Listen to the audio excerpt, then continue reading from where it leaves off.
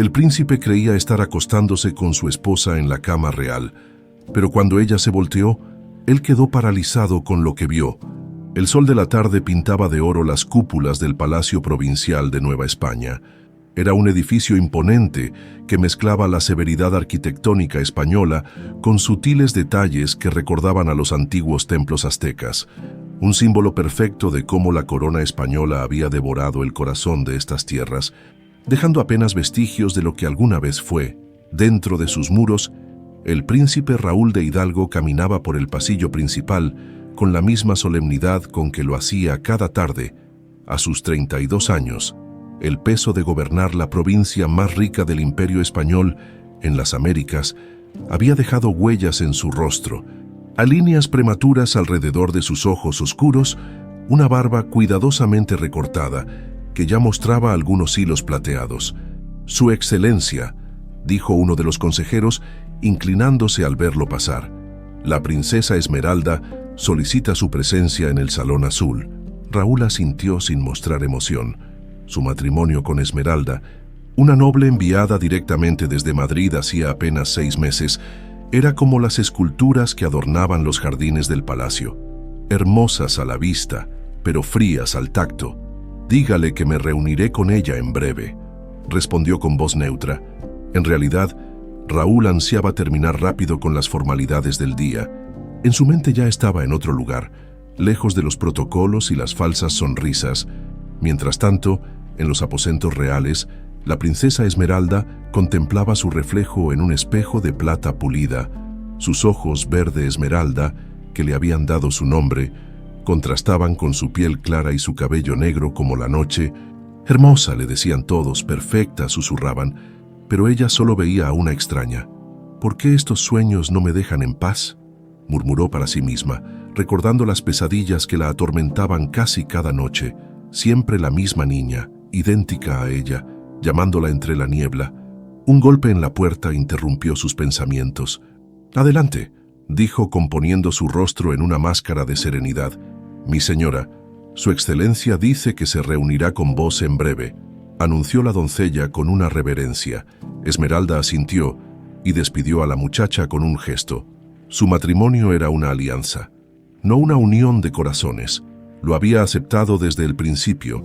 Cuando el rey de España decidió enviarla como garantía de lealtad para esta provincia lejana y rica, en otra parte del palacio, muy lejos de los lujosos aposentos reales, una joven de manos ásperas y movimientos ágiles recogía hierbas en el jardín trasero. Lupita, como la llamaban, trabajaba entre las sombras del palacio desde niña.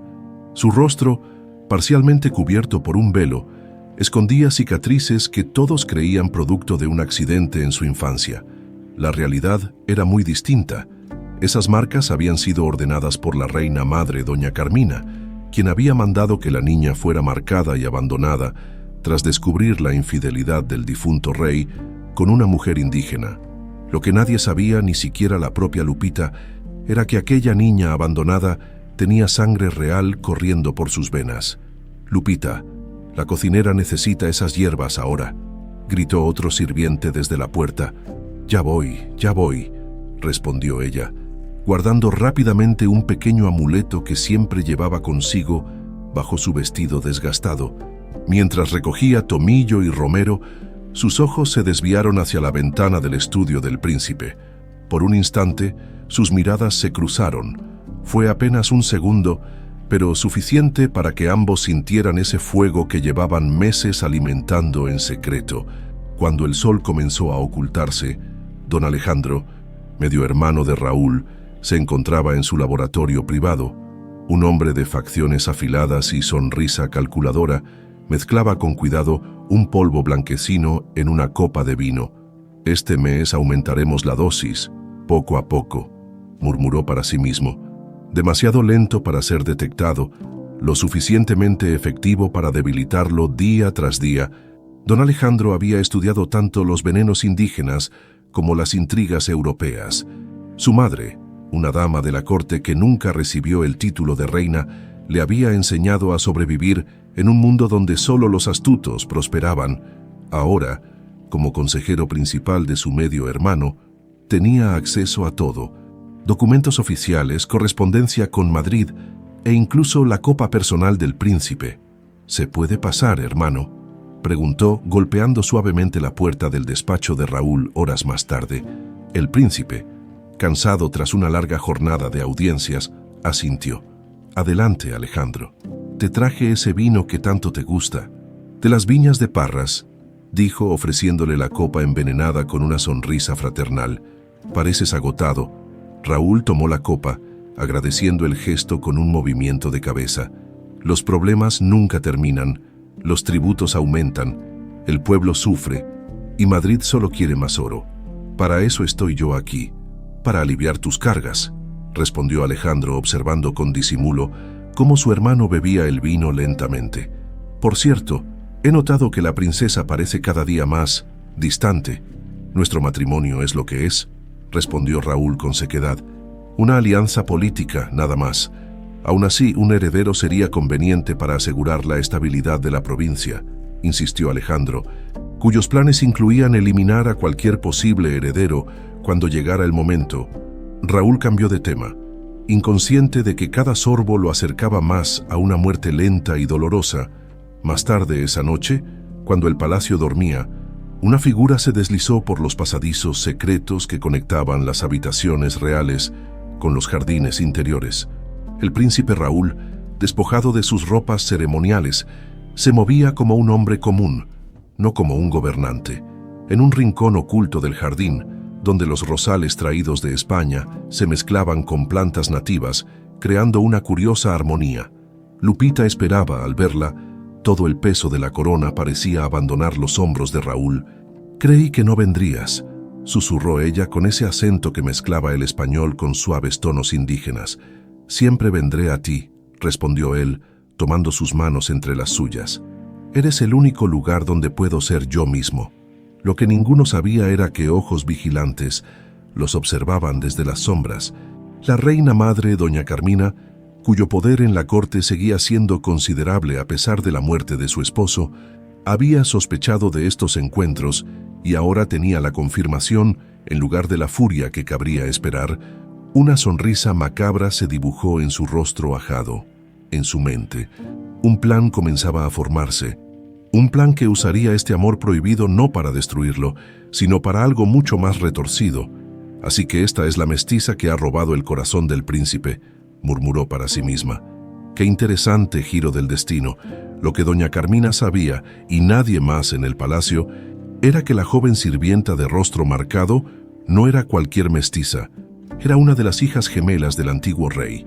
Abandonada al nacer para ocultar la vergüenza, la otra gemela, ahora conocida como la princesa Esmeralda, había sido enviada a España con falsas credenciales y luego devuelta como noble española para un matrimonio que sellara la lealtad de la provincia. El círculo se cerraba de la manera más inesperada, y la reina madre planeaba usar esta coincidencia para su venganza final contra el rey que la había humillado tantas veces. Mientras tanto, en las sombras más profundas del palacio, don Alejandro brindaba en soledad por sus planes en marcha. Pronto eliminaría a su hermano, tomaría a la princesa como esposa y cortaría los lazos con Madrid para proclamarse el primer rey mestizo de México. Lo que ninguno de los tres conspiradores sabía era que sus planes estaban a punto de chocar entre sí, desatando una tormenta que cambiaría para siempre el destino de Nueva España. La princesa Esmeralda despertó sobresaltada, con el corazón latiendo como un tambor de guerra. Otra vez ese sueño. Se incorporó en la cama, sus manos temblorosas buscando la jarra de agua en la mesita de noche. La luz de la luna se filtraba por los cortinajes de seda, dibujando patrones fantasmales en el suelo de mármol. «Otra vez tú», susurró a la niña de sus sueños, como si pudiera escucharla. «¿Quién eres? ¿Por qué me buscas?» Siempre el mismo sueño, ella corriendo por un laberinto de piedra, persiguiendo a una niña idéntica a ella que la llamaba entre risas. «¡Hermana!», gritaba la niña, «encuéntrame antes de que sea tarde». Y cuando estaba a punto de alcanzarla, la niña se volvía mostrando un rostro mitad marcado por cicatrices, mitad idéntico al suyo. Esmeralda se levantó y caminó hacia el espejo. Su reflejo le devolvió la mirada. ojos verdes cansados, piel pálida por la falta de sueño, el cabello negro revuelto cayendo como una cascada sobre sus hombros descubiertos. ¿Quién era realmente? A veces sentía que toda su vida en España había sido un sueño lejano, fragmentos de recuerdos que no terminaban de encajar. «Mi señora», la voz de su doncella personal, sonó tras la puerta. «¿Está bien?» Escuché ruidos. «Estoy bien». Soledad. Solo. Solo otro mal sueño. ¿Quiere que le prepare una infusión de tila? No, gracias, vuelve a dormir. Cuando los pasos de la doncella se alejaron, Esmeralda abrió el pequeño cofre de ébano donde guardaba sus objetos más preciados, entre joyas y cartas. Sus dedos encontraron lo que buscaba, un pequeño amuleto de jade con inscripciones que no entendía. Lo había encontrado entre sus pertenencias al llegar de España, escondido en un doble fondo de su baúl. Nunca supo cómo llegó allí, pero algo en ella le impedía deshacerse de él. «¿Qué secretos guardas?», murmuró, acariciando las antiguas marcas talladas en la piedra verde en otra parte del palacio. Doña Carmina, la reina madre, contemplaba la luna desde su balcón privado. A sus 60 años, conservaba la postura erguida y la mirada penetrante que había hecho temblar a cortesanos durante décadas. El tiempo había marcado su rostro con líneas profundas, pero no había disminuido en absoluto su capacidad para tejer intrigas. «¿Estás seguro de lo que viste?», preguntó sin volverse. Detrás de ella, un hombre delgado vestido con las ropas sencillas de los sirvientes se mantenía en las sombras. Tan seguro como que respiro, Su Majestad, el príncipe y la muchacha se encuentran todas las noches en el jardín del ala este. Se miran como amantes, completó doña Carmina. ¿Y ella? Descríbemela otra vez. Mestiza, mi señora de unos 20 años, trabaja en las cocinas y en los jardines. Lleva siempre medio rostro cubierto por un velo. La reina madre sonrió, una sonrisa desprovista de alegría. Es ella, sin duda. El destino tiene un sentido del humor retorcido, ¿no crees? Se volvió hacia el sirviente. Quiero que la sigas vigilando. Y tráeme uno de sus cabellos. Cuando el hombre se marchó, doña Carmina sacó de entre sus ropas un pequeño retrato en miniatura. En él, un hombre de porte majestuoso sostenía en sus brazos a 2 bebés idénticas. Tu mestiza y tu princesa, susurró al retrato del difunto rey. Tus 2 bastardas ahora están bajo el mismo techo, y ni siquiera lo saben. ¿Qué pensarías, esposo mío, si supieras que una de ellas está enamorada de quien cree que es tu hijo? Una risa amarga escapó de sus labios. La venganza que había planeado durante 20 años estaba tomando un giro inesperado. Pero aún más delicioso, Lupita se movía silenciosamente por los pasillos del palacio antes del amanecer. Era el momento más seguro para desplazarse sin ser vista. Se detuvo frente a un pequeño espejo de bronce pulido colgado en un rincón discreto, uno que los sirvientes usaban para asegurarse de estar presentables antes de entrar en las zonas nobles del palacio. Con dedos temblorosos, retiró el velo que cubría la mitad de su rostro. Las cicatrices no eran tan terribles como todos imaginaban, pero formaban un patrón extraño, casi como si alguien hubiera intentado dibujar algo en su piel. Tocó suavemente las marcas, como hacía cada mañana, preguntándose qué accidente podría haber causado un daño tan peculiar. Lo que Lupita no sabía era que aquellas marcas no eran producto de ningún accidente. Habían sido cuidadosamente infligidas por orden de doña Carmina cuando era apenas una recién nacida, siguiendo un antiguo patrón ritual para marcar a los traidores. La reina madre había ordenado luego que abandonaran a la niña en un pueblo lejano, pero el sirviente encargado, incapaz de dejar morir a una criatura inocente, la había entregado a una familia de sirvientes del palacio, donde creció sin conocer su verdadero origen. Justo cuando Lupita volvía a colocar el velo sobre su rostro, una mano se posó sobre su hombro, haciéndola sobresaltar. «¿Qué haces aquí tan temprano?». La voz severa de la ama de llaves helaba la sangre. «Yo venía a buscar más sábanas para los aposentos del ala norte», improvisó Lupita. «Las sábanas están en el otro extremo del palacio, y lo sabes bien», respondió la mujer con suspicacia. «Ten cuidado, muchacha, ya hay rumores sobre ti, rumores peligrosos». El corazón de Lupita dio un vuelco. ¿Acaso alguien había descubierto sus encuentros con el príncipe? Si era así, su vida no valdría nada.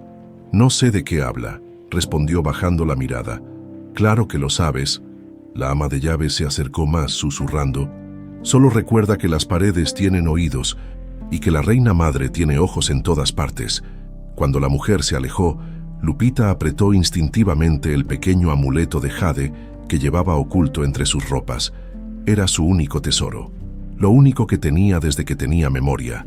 A veces, cuando lo sostenía en la oscuridad, soñaba con una niña idéntica a ella que la llamaba desde lejos. Esa noche, después de la cena formal con los embajadores, el príncipe Raúl se retiró temprano a sus aposentos, quejándose de un leve malestar. En realidad, llevaba semanas sintiéndose débil, con dolores punzantes en el estómago que venían y se iban. «Deberías consultar con el médico real», le sugirió don Alejandro, fingiendo preocupación mientras lo acompañaba hasta su habitación. «No es nada», respondió Raúl. «Seguramente algo que comí. Aún así, un príncipe debe cuidar su salud. ¿Quién gobernaría la provincia si algo te sucediera?» Alejandro sonrió, entregándole una copa. «Te traje tu vino favorito, te ayudará a dormir». Lo que Raúl no sabía era que cada copa que su hermano le ofrecía contenía pequeñas dosis de un veneno lento extraído de ciertas plantas nativas, mezclado con otros ingredientes que enmascaraban su sabor amargo.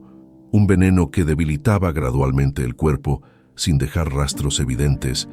Mientras tanto, en sus aposentos, la princesa Esmeralda recibía una visita inesperada.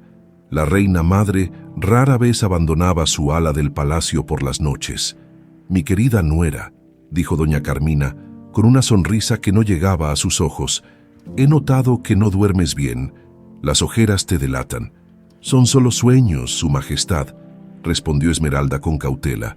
Nunca había confiado en la reina madre, cuya amabilidad siempre parecía esconder segundas intenciones. «Los sueños a veces nos dicen verdades que desconocemos». La anciana se acercó, tomando las manos de Esmeralda entre las suyas. «Yo también tuve sueños cuando era joven, sueños que me advertían sobre traiciones». Sus ojos, penetrantes como dagas, parecían querer arrancar secretos del alma de Esmeralda. «Esta noche», continuó doña Carmina, «quizás descubras algo que cambiará tu comprensión sobre quién eres realmente». Antes de que Esmeralda pudiera preguntar qué significaban aquellas crípticas palabras, la reina madre se había marchado, dejando tras de sí solo el eco de su risa seca y el aroma a incienso y hierbas secas que siempre la acompañaba. Lo que Esmeralda no podía imaginar era que, en ese preciso momento, doña Carmina daba instrucciones a dos de sus sirvientes más leales para que llevaran a Lupita a los aposentos del príncipe cuando éste estuviera dormido. El plan de la reina madre estaba en marcha.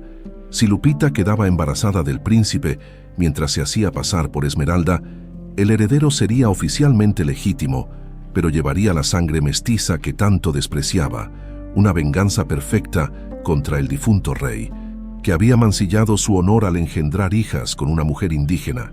Una tormenta como pocas se había desatado sobre Nueva España aquella noche. Los relámpagos iluminaban el palacio provincial a intervalos irregulares, proyectando sombras fantasmales que parecían cobrar vida en los pasillos y salones. El viento aullaba entre las columnas como si fueran las voces de los antiguos dioses aztecas reclamando su tierra. Lupita temblaba, pero no de frío. Dos sirvientes de confianza de la reina madre la habían interceptado en la cocina y, sin explicación alguna, la habían conducido por pasadizos que ni siquiera sabía que existían. «La reina madre ordena que vengas con nosotros», le habían dicho. Ahora estaba en una pequeña antecámara contigua a los aposentos reales. Doña Carmina la observaba con una expresión indescifrable. «Quítate ese velo», ordenó la anciana. «Mi señora, yo, no me hagas repetirlo». Con dedos temblorosos, Lupita obedeció. Las cicatrices quedaron expuestas a la luz de las velas, un patrón que asemejaba vagamente a un águila deformada sobre la mitad izquierda de su rostro. La reina madre se acercó y tomó su rostro entre sus manos huesudas, estudiando las marcas como quien examina un mapa. «Están sanando», murmuró sorprendida. «No deberían estar sanando. Siempre han estado así, mi señora», respondió Lupita, confundida. No, niña. Estas marcas deberían haberte acompañado toda la vida. Los ojos de la anciana se entrecerraron. A menos que, de un armario cercano, doña Carmina extrajo un frasco de ungüento y lo aplicó sobre las cicatrices de Lupita. El contacto provocó un ardor instantáneo. «¿Qué es eso?», gimió Lupita, sintiendo que la piel le quemaba. «Un viejo remedio. Ahora escucha con atención». La reina madre se acercó hasta que su rostro quedó a centímetros del de Lupita. «Esta noche ocuparás el lugar de la princesa Esmeralda en el lecho del príncipe». El corazón de Lupita dio un vuelco. ¿Acaso la anciana sabía de sus encuentros secretos con Raúl? «Mi señora, yo no podría. El príncipe sabrá que no soy ella». Una sonrisa cruel se dibujó en los labios de doña Carmina. «El príncipe ha tomado una poción para dormir y tú...» Pasó un dedo por las cicatrices de Lupita. «Tú te pareces más a ella de lo que imaginas. Con la luz adecuada y ese ungüento especial, él verá lo que yo quiero que vea». Lupita no entendía lo que estaba sucediendo, pero la mención de Raúl despertó en ella tanto miedo como esperanza. Estaba enfermo. ¿Por qué necesitaba una poción para dormir? ¿Por qué hace esto?, se atrevió a preguntar. «Digamos que es una forma de cerrar un círculo que comenzó hace muchos años», respondió la reina madre con voz gélida. «Ahora ve y recuerda, si revelas una palabra de esto, tu vida no valdrá nada». En sus propios aposentos, Esmeralda observaba la tormenta a través de los ventanales. Incapaz de conciliar el sueño, las palabras de la reina madre seguían resonando en su mente. «Quizás descubras algo que cambiará tu comprensión sobre quién eres realmente». Un presentimiento la impulsó a buscar nuevamente el amuleto de jade. Al sostenerlo bajo la luz de un relámpago, notó algo que no había visto antes. El jade tenía una pequeña fisura, como si fuera solo la mitad de una pieza mayor. En ese momento, un trueno especialmente violento sacudió el palacio, y las velas de su habitación se apagaron, dejándola en la oscuridad. Esmeralda, sobresaltada, dejó caer el amuleto cuando se agachó para buscarlo. Sus dedos rozaron algo bajo su cama, un viejo libro encuadernado en piel que nunca había visto. Lo acercó a la ventana, aprovechando la luz intermitente de los relámpagos. Era un diario, escrito en una mezcla de español y náhuatl, la lengua de los aztecas. Muchas páginas estaban dañadas por la humedad, pero aún podía leer fragmentos. Las niñas nacieron idénticas, bajo el signo de las dos águilas. Su Majestad ordenó que fueran separadas. La reina no debe saber. Una criada, por compasión, cambió los planes. En lugar de matarla, el corazón de Esmeralda latía desbocado. ¿De quién hablaba aquel diario? ¿Y cómo había llegado bajo su cama? Un relámpago iluminó una página donde había un dibujo, dos pequeños amuletos de jade que, unidos, formaban el sello real azteca. Raúl despertó sobresaltado por un trueno. Se sentía aturdido, como si hubiera bebido demasiado, aunque apenas recordaba haber tomado una copa que le ofreció su hermano antes de retirarse. Una punzada de dolor atravesó su estómago, arrancándole un gemido. Un movimiento a su lado lo alertó. No estaba solo en la cama, en la penumbra. Distinguió la silueta de una mujer. «Esmeralda», murmuró confundido. No recordaba que su esposa hubiera venido a sus aposentos esa noche.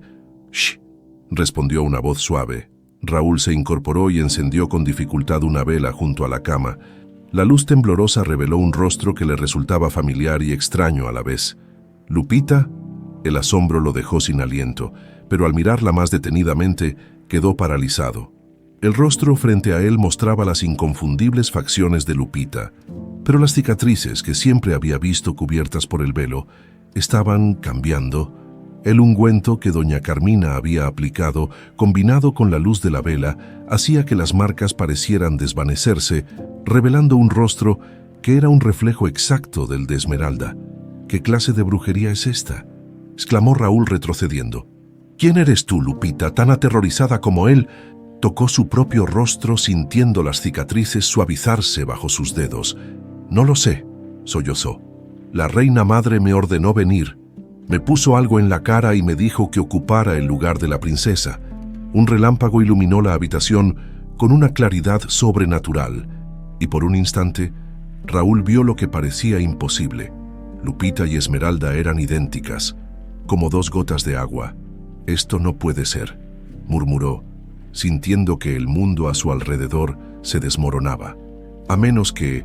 El príncipe se levantó tambaleante y buscó entre sus documentos personales.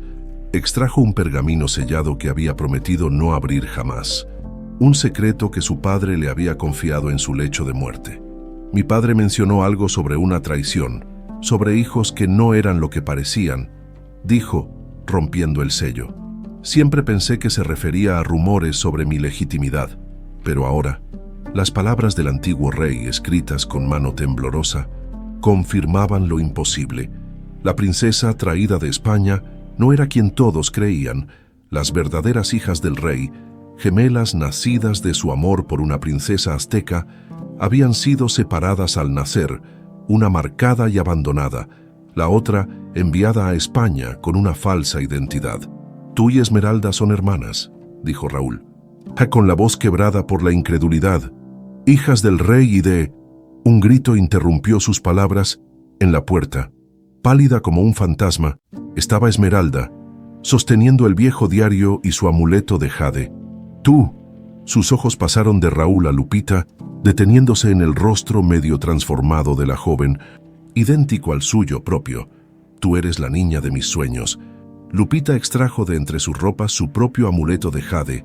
Cuando lo acercó al de Esmeralda, las dos piezas encajaron perfectamente, formando un sello real azteca completo. Un nuevo relámpago, más intenso que los anteriores, iluminó la escena, seguido por un trueno que pareció sacudir los cimientos mismos del palacio. Era como si la naturaleza misma reconociera el momento trascendental, el instante en que dos vidas separadas por la intriga y la ambición finalmente se reconocían.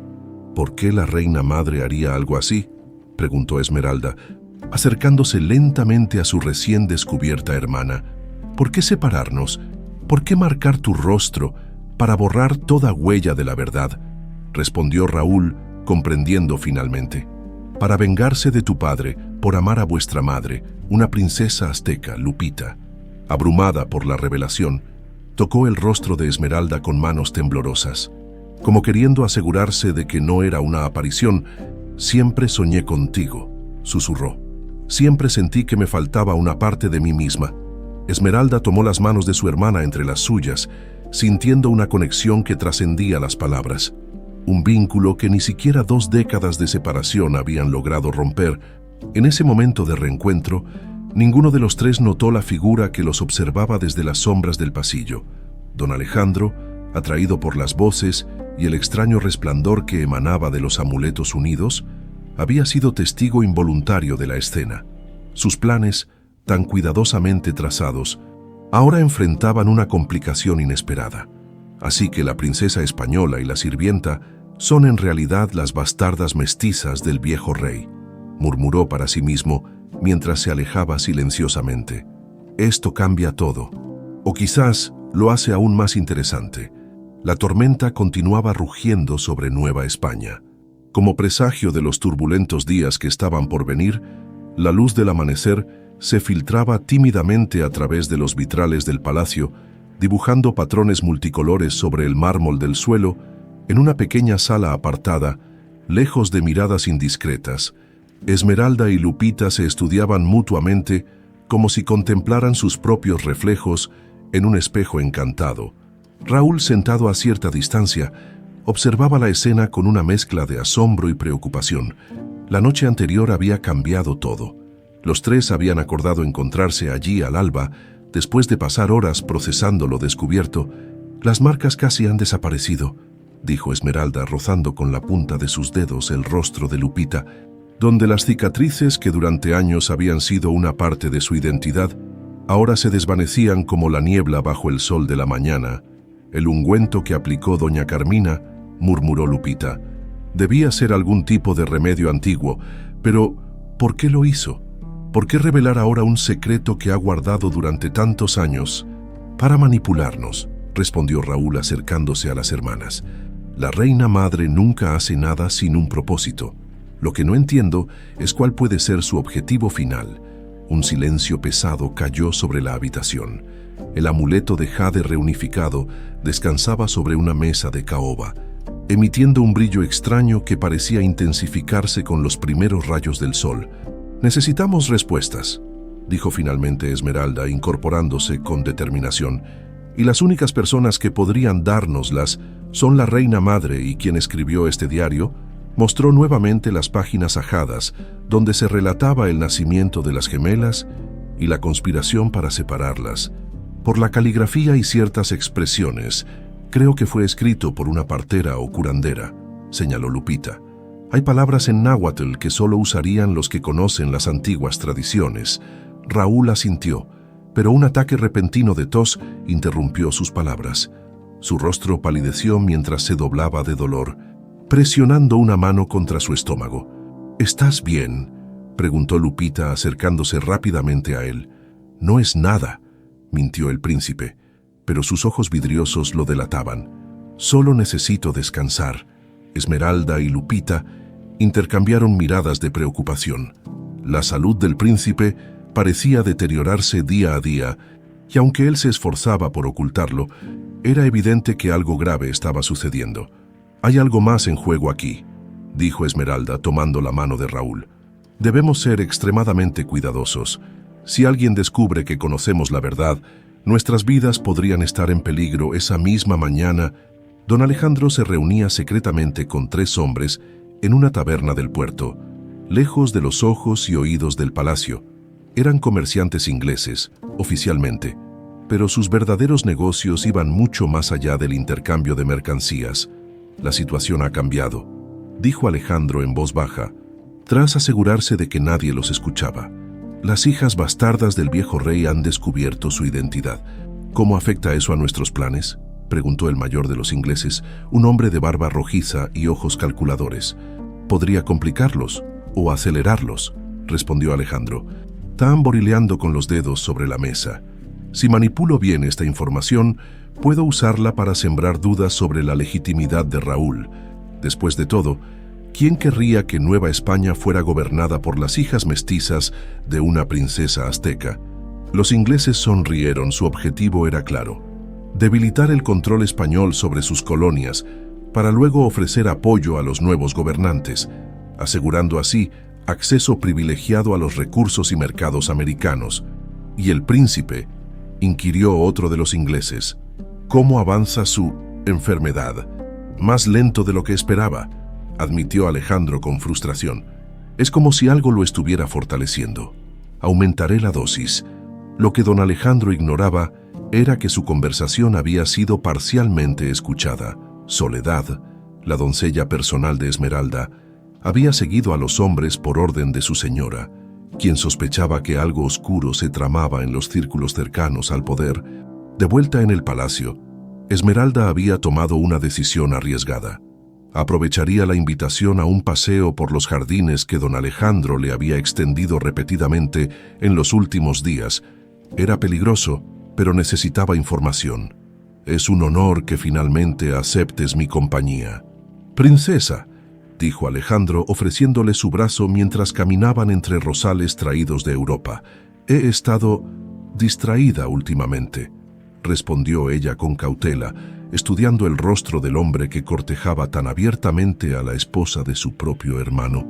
«¿Problemas matrimoniales, quizás?», sugirió él con fingida preocupación. «Todo el palacio comenta que tú y mi hermano apenas os dirigís la palabra. Los asuntos entre esposos deben quedarse entre esposos», respondió ella secamente. Alejandro sonrió, acercándose un poco más de lo que dictaba el protocolo.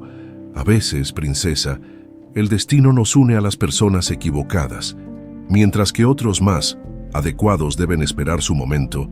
Esmeralda reprimió un escalofrío de repulsión. Las insinuaciones de Alejandro eran cada vez más directas, pero ahora entendía perfectamente sus intenciones. No era amor lo que movía a este hombre, sino ambición.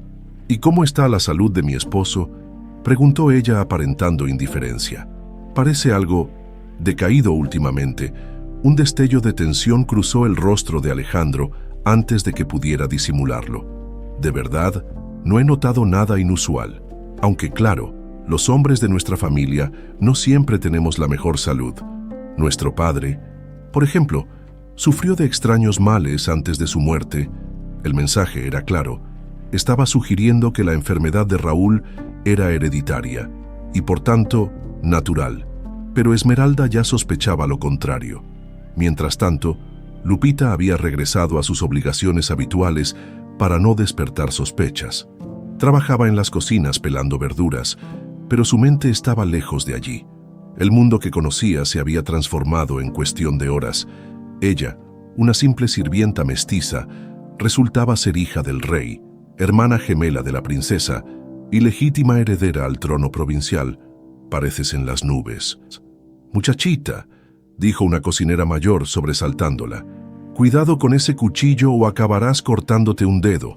Lupita se disculpó y continuó su labor, pero poco después notó una presencia a su lado. Era una anciana de las que vendían hierbas medicinales en el mercado, ocasionalmente contratada para surtir la despensa real. «Tienes los ojos de ella», susurró la anciana tan bajo que solo Lupita pudo oírla. «¿De quién?», preguntó Lupita, sintiendo que su corazón se aceleraba. «De Xochitl, la princesa azteca que robó el corazón del rey». La anciana miró a su alrededor, asegurándose de que nadie las escuchaba. «Yo ayudé a traerte al mundo. A ti y a tu hermana bajo el signo de las dos águilas». Lupita casi dejó caer el cuchillo. Aquella mujer podía ser la autora del diario que habían encontrado, la clave para entender todo el misterio. «¿Podemos hablar?», suplicó Lupita. «Hay tanto que necesito saber». La anciana negó con la cabeza. «No aquí y no ahora. Es demasiado peligroso». Miró significativamente hacia una de las puertas laterales de la cocina. «El bosquecillo de magnolias, al anochecer, ven sola». Tan rápido como había aparecido, la mujer se mezcló entre el resto del personal, dejando a Lupita con el corazón palpitante y mil preguntas en su mente. Cuando el sol comenzó a ponerse, Raúl se encontraba solo en su estudio, revisando documentos oficiales, o al menos eso parecía. En realidad, buscaba evidencias que pudieran confirmar las sospechas que habían surgido tras las revelaciones de la noche anterior. Un dolor agudo lo atravesó de nuevo, obligándolo a soltar los papeles y aferrarse al borde del escritorio.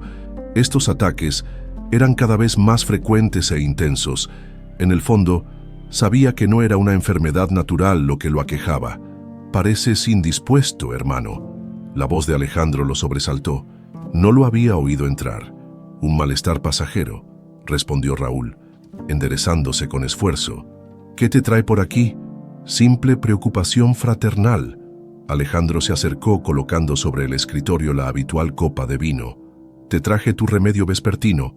Raúl miró la copa con nuevos ojos. Podría ser. La sospecha que había germinado en su mente se convertía ahora en certeza. Su propio hermano lo estaba envenenando lentamente. «Gracias», dijo, fingiendo normalidad. «Lo tomaré más tarde. Ahora debo terminar de revisar estos informes». Alejandro insistió con una sonrisa que no llegaba a sus ojos. «Vamos, hermano, sabes que te sentirás mejor después de beberlo, siempre es así». Un duelo silencioso de voluntades se estableció entre ambos. Finalmente, Raúl tomó la copa y la levantó en un brindis.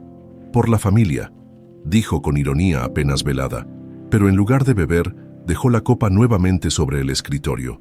«Disculpa, pero acabo de recordar que debo hablar urgentemente con el capitán de la guardia», dijo, levantándose con dificultad.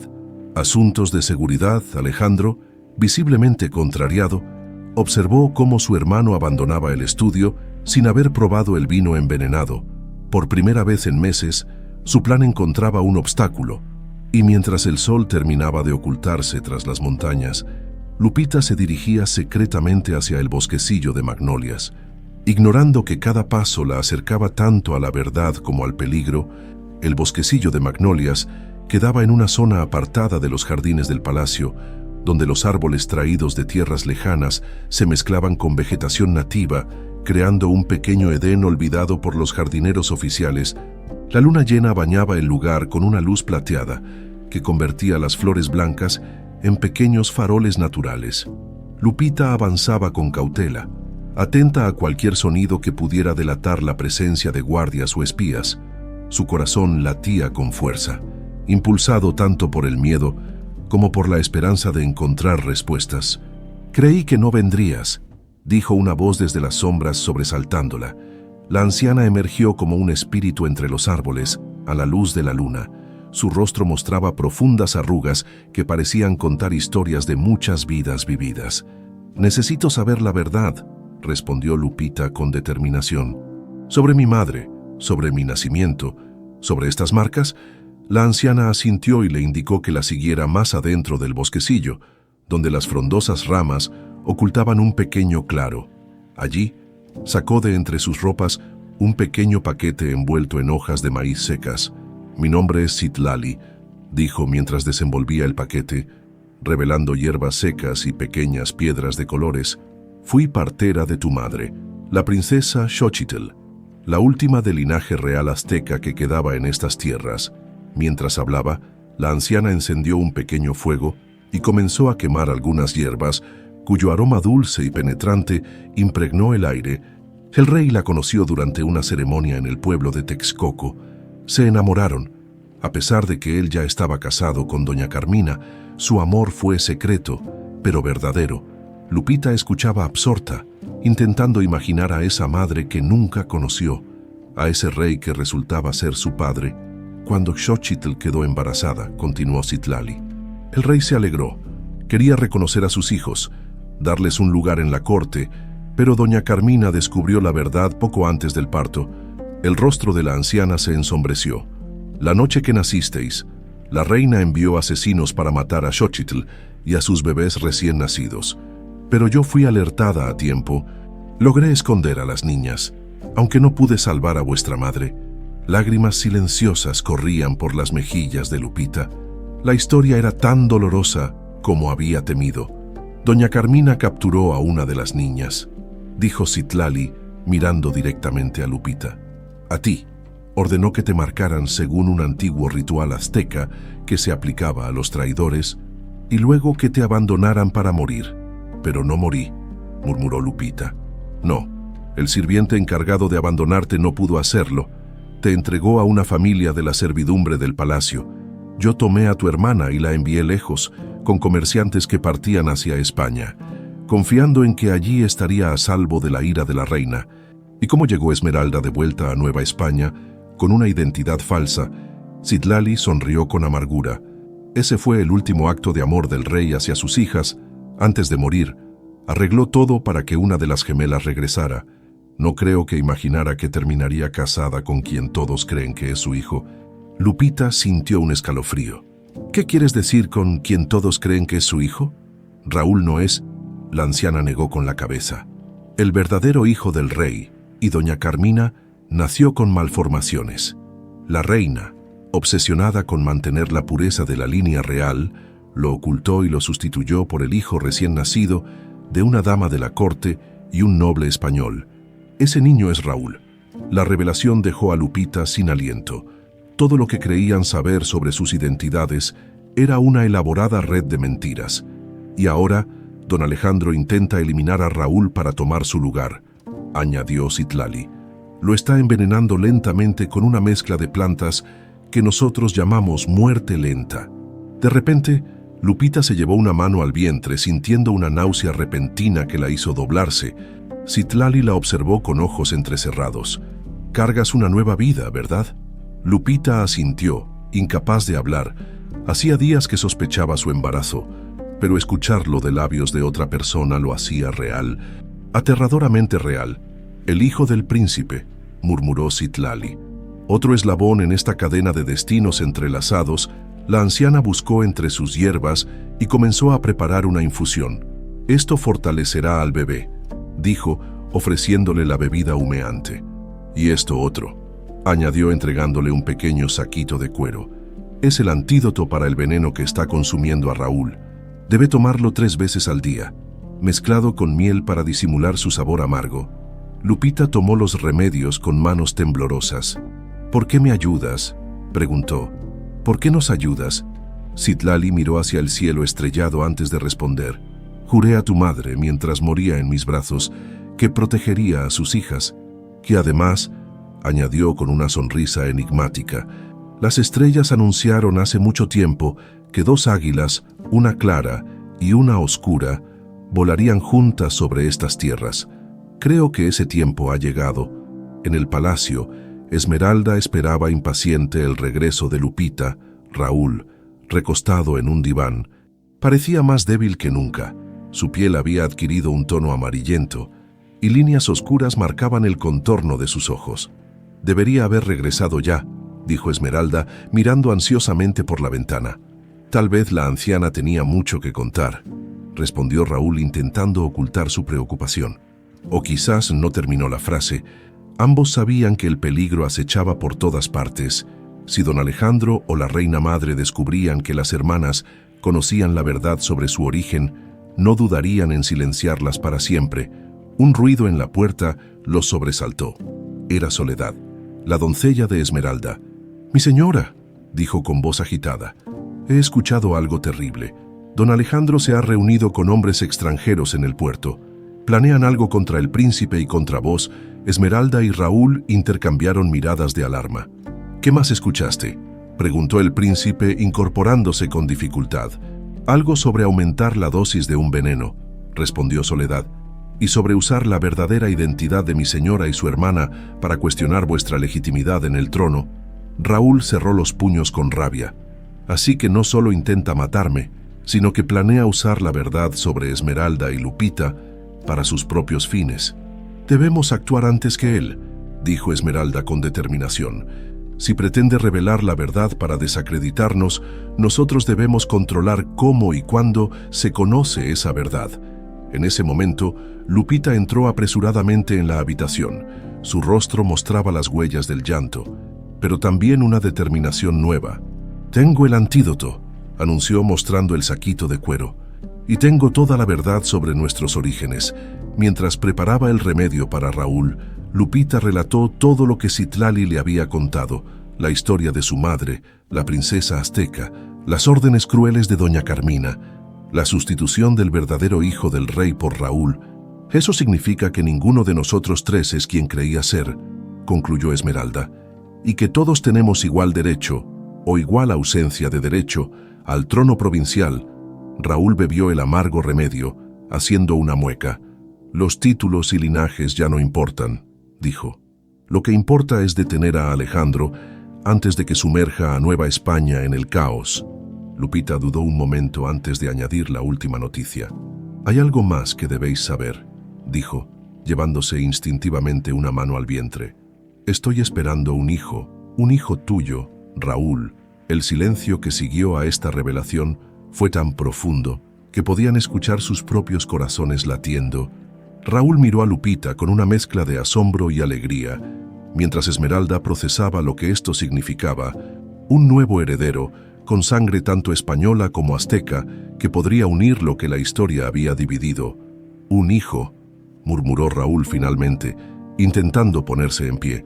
«Nuestro hijo», pero al levantarse, un dolor agudo lo atravesó, haciéndolo caer de rodillas. Sangre oscura brotó de su boca, manchando el suelo de mármol. «¡Raúl!», gritaron las dos mujeres al unísono, corriendo a socorrerlo. «El veneno está muy avanzado», dijo Lupita con desesperación. «El antídoto necesitará tiempo para hacer efecto, si no es demasiado tarde». Mientras luchaban por mantener a Raúl consciente, una risa seca resonó desde la puerta. Allí, apoyada en su bastón de ébano, doña Carmina los observaba con una sonrisa cruel. «¡Qué conmovedora escena familiar!», dijo la reina madre, entrando en la habitación como una sombra amenazante. Las bastardas mestizas y el falso príncipe, unidos en su desgracia, su mirada se detuvo en el vientre de Lupita, y ahora un nuevo bastardo en camino. La historia se repite una y otra vez. Los ojos de doña Carmina brillaban con una mezcla de triunfo y amargura mientras avanzaba hacia ellos. Cada golpe de su bastón contra el suelo de mármol resonaba como una sentencia. «¿Sorprendidos de verme?», preguntó con una sonrisa fría. «Llevo vigilándoos desde que descubristeis vuestro parentesco». Esmeralda se interpuso entre la anciana y su hermana, quien sostenía a Raúl todavía inconsciente. «¿Por qué ahora?», preguntó con voz firme.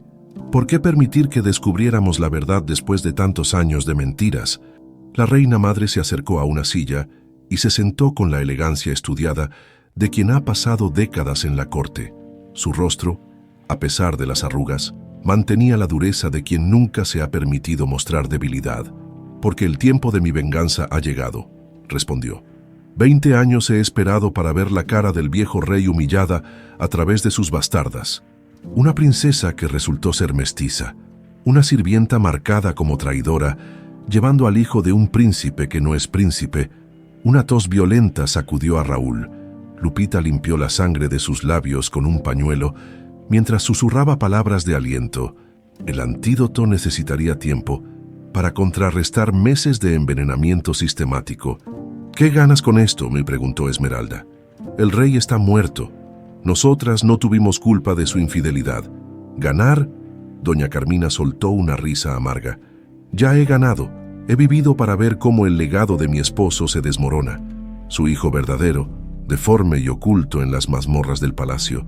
Su hijo postizo, envenenado por su propio hermano, sus bastardas mestizas, jugando a los tronos y coronas sin saber que solo son peones en un tablero mayor».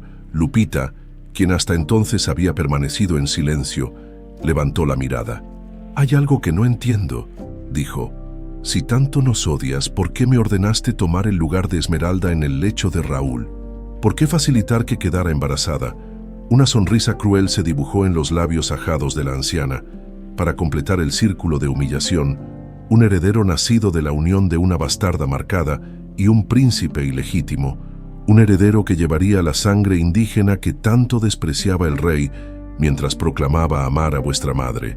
Esmeralda apretó los puños conteniendo su rabia. «Pero hay algo que no previste», dijo. «Que ese heredero también podría unir lo que tú intentaste separar, que podría ser un símbolo de reconciliación entre dos mundos, no de humillación». La expresión de doña Carmina cambió sutilmente por un instante. Pareció descolocada, como si esa posibilidad nunca hubiera cruzado por su mente. «Da igual», dijo finalmente recuperando su compostura. «Ninguno de vosotros vivirá lo suficiente para ver crecer a ese niño. Don Alejandro se asegurará de ello». «Alejandro». Raúl había recuperado la conciencia y se incorporaba lentamente, apoyándose en Lupita. «¿Estás confabulada con mi hermano?». La reina madre lo miró con desdén. «No es tu hermano, muchacho. Y no estamos confabulados. Él tiene sus propios planes, tan retorcidos como los míos. Quiere el trono para sí mismo, cortar lazos con Madrid y proclamarse el primer rey mestizo de México. Entonces, ¿por qué nos revela sus intenciones?», preguntó Esmeralda, intuyendo que había algo más. Doña Carmina guardó silencio un momento, como sopesando si compartir cierta información. Finalmente, sacó de entre sus ropas un pergamino sellado. «Porque Alejandro ha cometido un error imperdonable», dijo, entregando el documento a Esmeralda. «En su ambición, ha contactado con agentes ingleses, ofreciéndoles concesiones territoriales y comerciales a cambio de apoyo para su golpe de Estado». Esmeralda rompió el sello y leyó rápidamente. Era una carta de Alejandro a un tal Lord Blackwood, detallando planes para permitir asentamientos ingleses en territorios españoles a cambio de armas y apoyo político. «Traición», murmuró Raúl. «No solo contra mí, sino contra toda Nueva España y la corona». «Exactamente», asintió doña Carmina. «Una cosa es la venganza familiar, pero otra muy distinta es entregar nuestras tierras a los herejes ingleses». Lupita observaba a la anciana con desconfianza.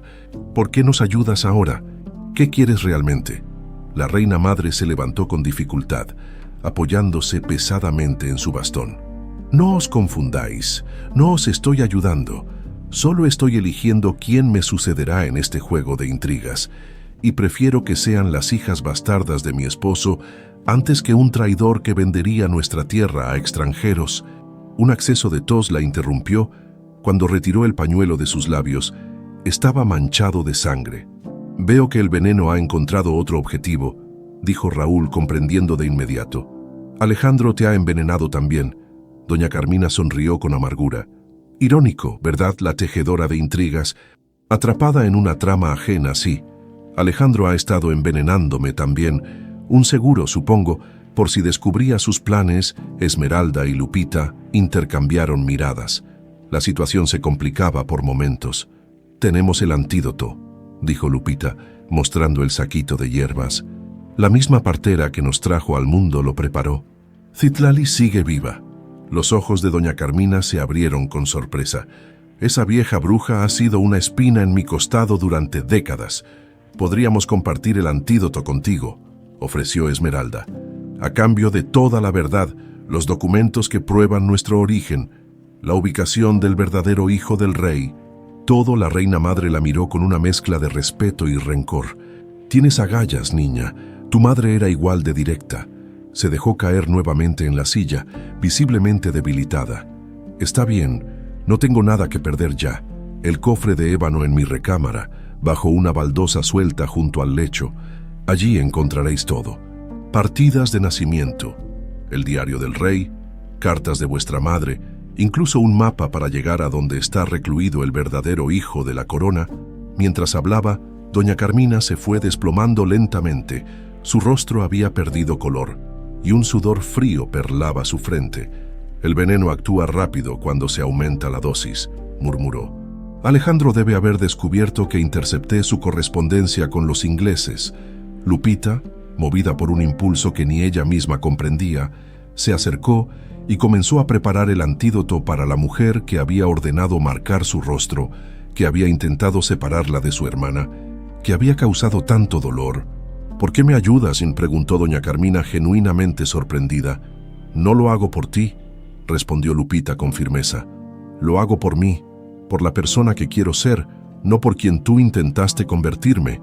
Mientras Lupita atendía a la reina madre, Esmeralda se acercó a Raúl, quien parecía recuperar lentamente algo de color en su rostro. «Debemos actuar rápido», susurró. «La carta es nuestra prueba contra Alejandro, pero necesitamos los documentos que menciona doña Carmina para establecer la verdad sobre nuestros orígenes. Y necesitamos aliados», añadió Raúl. «La guardia aún me es leal, pero muchos consejeros han sido sobornados por Alejandro. Tengo una idea», dijo Esmeralda después de reflexionar un momento. «Si todos creen que somos peones en un tablero ajeno, usemos eso a nuestro favor. Dejemos que Alejandro piense que su plan avanza, mientras nosotros reunimos nuestras propias piezas». Mientras trazaban su estrategia, no se percataron de que doña Carmina los observaba con una extraña expresión. A pesar del antídoto que Lupita le había administrado, la anciana sabía que el veneno estaba demasiado avanzado. No sobreviviría mucho tiempo, pero quizás, en sus últimas horas, podría hacer algo que nunca había hecho: ayudar a corregir una injusticia que ella misma había creado. «Escuchadme», dijo con voz débil. «Hay algo más que debéis saber, algo que ni siquiera está en los documentos». Los tres se volvieron hacia ella, expectantes. «La noche que vuestra madre murió», continuó mirando a las hermanas, «me entregó algo, un sello, el sello real azteca dividido en 2 mitades, vuestros amuletos de jade. Los tenemos», dijo Esmeralda, señalando el sello reunificado que descansaba sobre la mesa. «Lo que no sabéis es que, según las antiguas profecías, quien posea el sello completo puede reclamar tanto el trono español como el legado azteca». La voz de la reina madre se debilitaba por momentos. «Vuestra madre era la última descendiente directa de Moctezuma. Por sus venas, y ahora por las vuestras, corre la sangre de 2 imperios. La revelación cayó como un rayo entre ellos. No eran simplemente hijas bastardas del rey español, eran herederas legítimas de un linaje mucho más antiguo y poderoso, un linaje que podría cambiar para siempre el destino de Nueva España». El alba encontró a Esmeralda, Lupita y Raúl en los aposentos privados de la reina madre. La habitación, impregnada de aromas a incienso y hierbas secas, parecía contener los secretos de varias vidas en sus paredes. Doña Carmina había fallecido pocas horas antes, no sin antes revelarles la ubicación exacta del cofre de ébano que contenía la verdad sobre sus orígenes. «Debajo de esta baldosa», murmuró Raúl arrodillándose junto al lecho de la difunta reina. Sus fuerzas iban regresando gradualmente gracias al antídoto, aunque el veneno había dejado profundas huellas en su cuerpo. Con esfuerzo, levantó la losa de mármol revelando un hueco donde descansaba un cofre negro con incrustaciones de plata. El cerrojo, forjado con un metal que parecía cambiar de color según la luz, tenía la forma de un águila bicéfala. «Necesitamos una llave», dijo Esmeralda, examinando el mecanismo. Lupita sonrió levemente y extrajo el sello de jade reunificado. «No es una llave convencional lo que busca», respondió. Introduciendo el sello en un hueco apenas visible en la base del águila, el mecanismo cedió con un chasquido y la tapa del cofre se abrió lentamente. En su interior, documentos amarillentos, cartas atadas con cintas descoloridas, un diario encuadernado en piel y varios objetos pequeños, incluyendo un anillo con el sello real español y un collar de jade y oro con símbolos aztecas, las pruebas de nuestro nacimiento, susurró Esmeralda, tomando con reverencia uno de los documentos. Era una partida de nacimiento, redactada en español y náhuatl, que registraba el alumbramiento de 2 niñas gemelas, hijas del rey Felipe de España y la princesa Xochitl de linaje Moctezuma. Las fechas y sellos oficiales estaban intactos. Raúl, mientras tanto, había encontrado otro documento que captó inmediatamente su atención. Un pergamino sellado con el emblema real, escrito de puño y letra del antiguo rey. «Es una confesión», dijo, leyendo con creciente asombro. «El rey admite que yo no soy su hijo biológico, sino el hijo de la duquesa de Alvarado y el conde de Monterrey, dado a la corona como reemplazo del verdadero príncipe que nació con...». Hizo una pausa tragando saliva.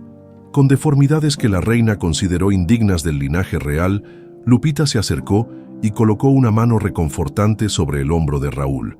«Eso no cambia quién eres», dijo con suavidad. «Solo revela una mentira más en esta red de engaños».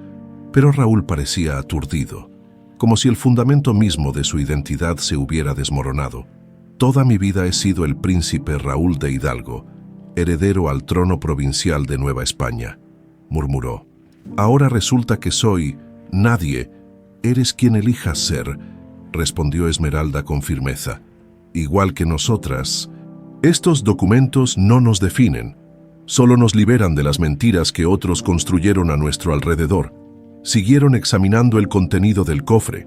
Entre los documentos encontraron un pequeño mapa dibujado a mano que mostraba la ubicación de una hacienda aislada en las montañas. «La casa de los cipreses», leyó Lupita. «Según esta nota, es donde mantienen recluido al verdadero hijo del rey y doña Carmina, mi supuesto hermano», añadió Raúl.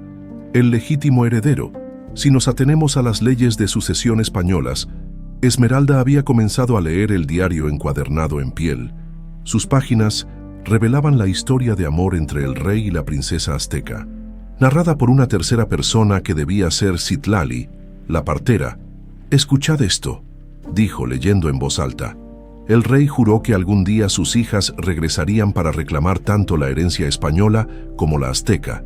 Dijo que las estrellas le habían revelado que sus hijas, nacidas bajo el signo de las 2 águilas, unirían lo que la historia y la guerra habían separado. 2 águilas, 2 mundos, 2 sangres, pero un solo destino». Un silencio reverente cayó sobre los 3 mientras procesaban el peso de aquellas palabras. «Hay más», continuó Esmeralda, pasando las páginas. «La princesa Xochitl, antes de morir, dividió el sello real azteca en 2 mitades, una para cada una de sus hijas. Me hizo jurar que algún día las ayudaría a reencontrarse y a completar el sello. Solo entonces», dijo, «la profecía podría cumplirse. La tierra volverá a aquellos que la aman, no a quienes la conquistan». Lupita tomó el collar de jade y oro. «Este era de nuestra madre», dijo con lágrimas en los ojos. «Puedo sentirlo», mientras las hermanas continuaban explorando las reliquias familiares recién descubiertas. Raúl se había sumido en la lectura de otros documentos. Su expresión se volvía más grave a cada momento. «Alejandro está más cerca de su objetivo de lo que pensábamos», dijo finalmente, mostrándoles un documento con el sello del virrey. «Esta orden oficial falsificada pero convincente me declara mentalmente incapacitado para gobernar debido a una enfermedad hereditaria.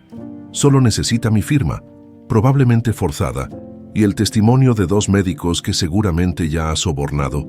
¿Cuándo piensa ejecutar este plan?, preguntó Esmeralda. Según esta carta, Raúl extrajo otro documento del cofre. Durante la ceremonia de conmemoración del aniversario de la fundación de la provincia, dentro de 3 días, todos los nobles y funcionarios importantes estarán presentes. Un escenario perfecto para un golpe de estado, murmuró Lupita. Con todos los testigos necesarios reunidos, Esmeralda repasó mentalmente lo que habían descubierto: su verdadero origen como hijas del rey y una princesa azteca, la falsa identidad de Raúl como hijo sustituto, la existencia del verdadero heredero oculto, y ahora el inminente plan de Alejandro para usurpar el trono. Necesitamos un plan, dijo finalmente, uno que no solo detenga a Alejandro, sino que revele la verdad de una manera que no sumerja a la provincia en el caos. ¿Y si visitamos primero al verdadero heredero?, sugirió Lupita. Si es como dice el documento, ha vivido recluido toda su vida por sus deformidades. Tal vez no desee gobernar. Tal vez podamos llegar a un acuerdo. Raúl asintió lentamente. Es arriesgado pero necesario. Si vamos a cuestionar toda la estructura de poder, debemos considerar todas las piezas en juego. Esmeralda había vuelto a examinar el mapa. La casa de los cipreses está a un día de viaje a caballo. Si partimos ahora, podríamos llegar al anochecer y regresar mañana, justo a tiempo para prepararnos para la ceremonia. Yo no puedo acompañaros, dijo Raúl, apretando los dientes ante otra punzada de dolor. Aún estoy demasiado débil y además debo mantener las apariencias en el palacio. Si Alejandro sospecha que conocemos sus planes, podría adelantarlos o cambiar de estrategia. Iré yo sola, se ofreció Esmeralda. Como princesa, puedo viajar con una pequeña escolta sin levantar sospechas. No, intervino Lupita con firmeza. Iremos juntas. Esta es nuestra historia, nuestra herencia. Además, si el sello completo tiene el poder que mencionó doña Carmina, debemos presentarnos ambas ante el heredero oculto. Raúl las observó con una mezcla de admiración y preocupación. Tened cuidado, dijo. Alejandro tiene espías por todas partes. Yo me encargaré de desviar su atención mientras estáis fuera. Apenas habían terminado de hablar cuando escucharon pasos acercándose por el pasillo. Rápidamente, Esmeralda cerró el cofre y lo devolvió a su escondite, mientras Raúl recolocaba la baldosa en su lugar. Lupita guardó los documentos más importantes entre sus ropas. La puerta se abrió, revelando a don Alejandro. Su expresión de fingida aflicción ante la muerte de doña Carmina contrastaba con el brillo calculador de sus ojos. «¡Qué escena tan conmovedora!», dijo entrando en la habitación. «El príncipe enfermo y las 2 mujeres que se disputan su atención, velando a la reina madre. Muestra algo de respeto, Alejandro», respondió Raúl, incorporándose con dificultad. «Doña Carmina acaba de fallecer». «Por supuesto, hermano, por supuesto». Alejandro se acercó al cuerpo de la anciana y realizó una reverencia que parecía más una burla que un gesto de respeto. Una gran pérdida para la corona, aunque, debo decir, no inesperada dada su avanzada edad. Sus ojos se posaron brevemente en Lupita, notando que ya no llevaba el velo que habitualmente cubría sus cicatrices, ahora casi invisibles. Una expresión de sorpresa cruzó su rostro, rápidamente reemplazada por una sonrisa calculadora. «Veo que ha habido revelaciones en mi ausencia», comentó mirando alternativamente a las 2 hermanas. «Qué extraordinario parecido, casi como si fuerais amigas muy cercanas», completó Esmeralda con voz firme. «La pena nos ha unido en estas circunstancias tan dolorosas». Alejandro asintió, pero su mirada indicaba que no creía una palabra. «Por supuesto, princesa, por cierto, hermano», se volvió hacia Raúl. «Los médicos reales desean examinarte.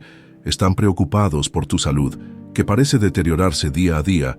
Raúl entendió inmediatamente. Eran los médicos sobornados que necesitaba Alejandro para certificar su incapacidad. «Les recibiré mañana», respondió. «Hoy deseo guardar luto por doña Carmina». «Como desees», concedió Alejandro. «La ceremonia del aniversario provincial está cada vez más cerca. Sería una lástima que no pudieras presidirla por motivos de salud». Con una última mirada penetrante hacia las hermanas, don Alejandro se retiró. dejando tras de sí una atmósfera de tensión casi palpable. «Tenemos menos tiempo del que pensábamos», susurró Esmeralda cuando se aseguraron de que estaban solos. «Debemos partir hacia la casa de los cipreses ahora mismo». El camino hacia la casa de los cipreses serpenteaba entre montañas escarpadas y valles profundos, alejándose cada vez más de la civilización. Esmeralda y Lupita cabalgaban con determinación, acompañadas únicamente por Soledad, la fiel doncella de la princesa, y un joven guardia llamado Tomás, sobrino de Citlali y uno de los pocos en quien podían confiar plenamente. Nunca imaginé que mi primer viaje fuera del palacio sería en estas circunstancias, comentó Lupita, contemplando el paisaje salvaje que las rodeaba. Las montañas parecían tocar el cielo, y los valles se extendían como mantos verdes salpicados de flores silvestres. «¿Nunca habías salido?», preguntó Esmeralda sorprendida. «Los sirvientes rara vez abandonan el palacio», respondió Lupita con una sonrisa triste. «Mi mundo se limitaba a esos muros, a los jardines donde me encontraba con Raúl». Esmeralda la observó con nuevos ojos.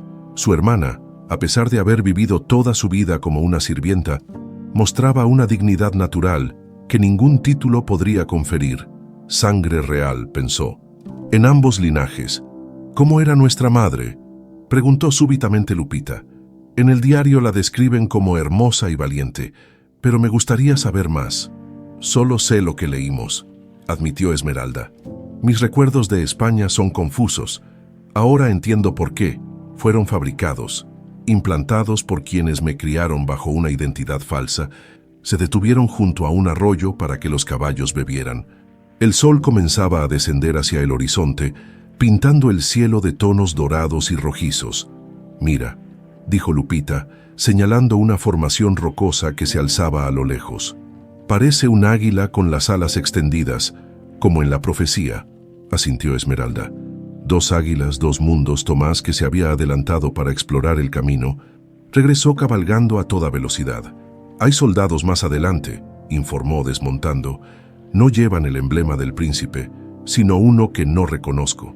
«Hombres de Alejandro», murmuró Esmeralda. «Debe haber sospechado nuestras intenciones». «¿Cómo podría saberlo?», preguntó Lupita, alarmada. «No necesita saberlo con certeza», respondió Esmeralda. «Basta con que sospeche que buscamos pruebas contra él. La casa de los cipreses es un secreto que pocos conocen, pero es lógico que esté vigilada». Tomás desplegó un pequeño mapa que llevaba consigo. «Hay un sendero alternativo», señaló un camino apenas visible que ascendía por la ladera de la montaña. «Es más peligroso y llevará más tiempo, pero evitaremos a los guardias sin otra opción». El pequeño grupo se internó por el estrecho sendero. La vegetación se volvía más densa a medida que ascendían y pronto se encontraron cabalgando entre enormes cipreses que daban nombre a la hacienda que buscaban. El sol ya se había ocultado cuando finalmente divisaron la casa de los cipreses, una construcción de piedra que parecía fundirse con la montaña, más fortaleza que vivienda, con pequeñas ventanas enrejadas y un único acceso protegido por un portón de madera maciza. «No hay guardias visibles», observó Soledad. «Pero eso no significa que no estén ahí». Dejaron los caballos ocultos entre los árboles y se aproximaron a pie. La oscuridad creciente los envolvía, proporcionándoles un manto de protección. «El sello», susurró Esmeralda, sacando el amuleto de jade reunificado. «Si lo que dijo doña Carmina es cierto, debería abrirnos paso». Al acercarse al portón, notaron que en su centro había una hendidura con la inconfundible forma de un águila bicéfala. Esmeralda colocó el sello en el hueco y, para su sorpresa, encajó perfectamente. Un mecanismo interno se activó con un chasquido metálico, y el portón se abrió lentamente. El interior estaba iluminado por antorchas que proyectaban sombras danzantes sobre paredes decoradas con una extraña mezcla de símbolos españoles y aztecas. El suelo de piedra pulida brillaba como agua negra bajo la luz vacilante. «¿Hola?», llamó Esmeralda, su voz resonando en el silencio. «¿Hay alguien aquí?». Una figura emergió de las sombras. Una mujer mayor vestida con ropas sencillas pero elegantes, con el cabello blanco recogido en un moño severo. «Sabía que este día llegaría», dijo la mujer, estudiándolas con ojos agudos. Las hijas de Xochitl, por fin reunidas y portando el sello completo. ¿Quién eres?, preguntó Lupita. Mi nombre es Inés de Alvarado. Fui dama de compañía de vuestra madre y ahora soy guardiana de quien buscáis. La mujer les hizo un gesto para que la siguieran. Atravesaron varios pasillos hasta llegar a una habitación amplia y sorprendentemente lujosa. Las paredes estaban cubiertas de libros y en un rincón había instrumentos musicales y lienzos de pintura. Os presento a Felipe, dijo Inés, señalando a un hombre que estaba de espaldas, mirando por una ventana hacia la noche estrellada. Cuando se volvió, las hermanas apenas pudieron contener su sorpresa. El hombre, de unos 40 años, tenía el rostro marcado por una asimetría evidente, un lado perfectamente formado, casi hermoso, con rasgos que recordaban al antiguo rey, el otro, desfigurado desde el nacimiento, con el ojo caído y la mejilla hundida. Las hijas de la princesa azteca, dijo Felipe con una voz sorprendentemente melodiosa. Mi padre hablaba de vosotras, decía que algún día vendríais a reclamar vuestro destino. Esmeralda y Lupita se inclinaron respetuosamente. A pesar de su aspecto, Felipe irradiaba una dignidad innegable, una nobleza que iba más allá de lo físico. Alteza, comenzó Esmeralda, hemos descubierto la verdad sobre nuestros orígenes, y sobre el vuestro venimos a pedirme que no reclame el trono, completó Felipe con una sonrisa irónica. Tranquilas, no tengo interés en gobernar un mundo que me ha mantenido prisionero toda mi vida. Las hermanas intercambiaron miradas de sorpresa. No exactamente, respondió Lupita. Venimos porque Nueva España está en peligro. Don Alejandro planea usurpar el trono, envenenando a Raúl y desacreditándonos a nosotras. Felipe asintió, como si la noticia no le sorprendiera. Alejandro siempre fue el más ambicioso de todos, incluso cuando éramos niños. Antes de que me encerraran aquí, él ya soñaba con ser rey.